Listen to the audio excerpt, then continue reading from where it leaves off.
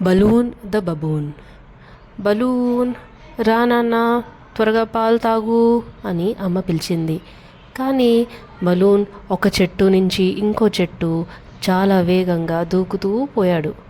దానివల్ల అతనుకు అమ్మ పిలుపు వినిపించలేదు.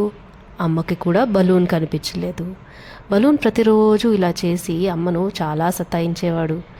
ఒకరోజు తన స్నేహితులతో ఆడుకుంటూ ఉండగా కింద పడిపోయాడు. డాక్టర్ దగ్గరికి వెళ్ళారు. డాక్టర్ అతని కళ్ళను, శరీరాన్ని పరీక్షించి అన్నారు, బలూన్, నువ్వు చాలా బలహీనంగా ఉన్నావు. నువ్వు ప్రతిరోజు పాలు తాగుతావా? బలూన్ అన్నాడు, లేదు డాక్టర్ గారు, అమ్మ పాలు తాగమంటే నేను ప్రతిసారి పారిపోతాను. డాక్టర్ నవ్వుతూ అన్నారు, బాబు, ప్రతిరోజు పాలు తాగాలి, లేకపోతే నువ్వు బలహీనంగా ఉండిపోతావు. బలూన్ మంచి బాబులాగా ప్రతిరోజు పాలు తాగుతానని డాక్టర్కి మాట ఇచ్చాడు. కొద్ది రోజులకే బలూన్ చాలా బలంగా అయ్యి మళ్ళీ వాళ్ళ స్నేహితులతో ఆడుకోవడం మొదలుపెట్టాడు.